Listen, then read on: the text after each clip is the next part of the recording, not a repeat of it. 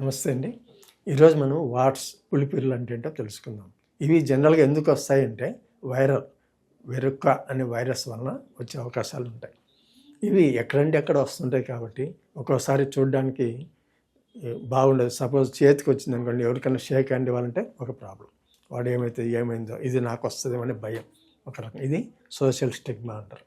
ఇంకా కొంతమందికి కంటి పైన వస్తుంటుంది, కొంతమందికి చెవి దగ్గర వస్తుంటుంది, కొంతమందికి ఇట్లా రకరకాల ఏరియాలో గొంతు దగ్గరగా 90% గొంతు దగ్గర ఎక్కువగా మనం వచ్చే పేషెంట్స్ని చూస్తే చాలా మటుకు ఇటు సైడ్ కానీ గొంతు దగ్గర ఎక్కువగా చూస్తుంటాం. ఈ పులిపిర్లు అనేవి వైరస్ వలన వస్తాయి నన్ను చెప్పుకున్నాం. సో వైరస్ రాకుండా ఏం చేయాలంటే మనం మంచి ఇమ్యూనిటీ లెవెల్స్ పెంచుకోవాలి. అంటే మంచి ఆహారం, నిద్ర ఇలాంటివి తీసుకోవడం వలన లైఫ్ స్టైల్, ఎక్సర్సైజు, వాకింగ్ కానివ్వండి, సైక్లింగ్, స్విమ్మింగ్ ఇలాంటివి చేయడం వల్ల బాడీ యాక్టివ్గా ఉంటుంది. దీనివల్ల కూడా రోగనిరోధక శక్తి పెరుగుతుంది. తర్వాత మంచి డైట్ తీసుకోవడం. డైట్ అంటే మనం ఇంతకుముందు చెప్పుకున్నట్టు కడుపు నిండా తినడం కాదు, మంచి న్యూట్రిషియస్ ఫుడ్ అంటాం దాన్ని. అంటే ప్రోటీన్స్ ఉండాలి, విటమిన్స్ ఉండాలి. ఈ విధంగా లిమిటెడ్లో ఫ్యాట్ కూడా అవసరమే. అంటే నెయ్యి ఇలాంటివి లిమిట్గా తీసుకుంటే మంచి బాడీకి అవసరమైనంత ఇన్సులేషన్ అంటారు దాన్ని. అంటే హీట్ బయటికి పోకుండా కాపాడేది ఫ్యాట్. సో మినిమం మెయింటెనెన్స్ అనేది ఇంపార్టెంట్.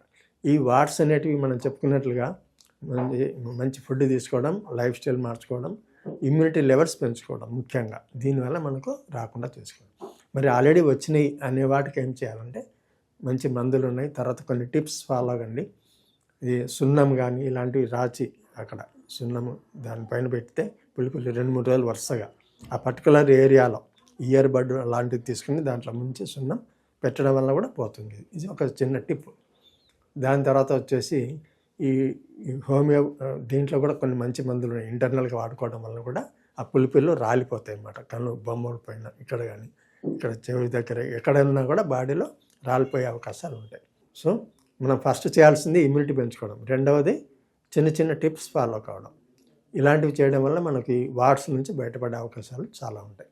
ఇవి మరీ ఎక్కువగా ఉన్నప్పుడు కంపల్సరీగా మెడిసిన్స్ ఇంటర్నల్గా వాడుకోవడం వల్ల అవి రాలిపోతాయి అన్నమాట. సో ఈ వాట్స్ అనేటివి చూడడానికి కేవలం ఉంటుంది, అవి ఒకరి నుంచి ఒకరికి స్ప్రెడ్ కావు కాబట్టి దాని గురించి మీరు భయపడనక్కర్లేదు.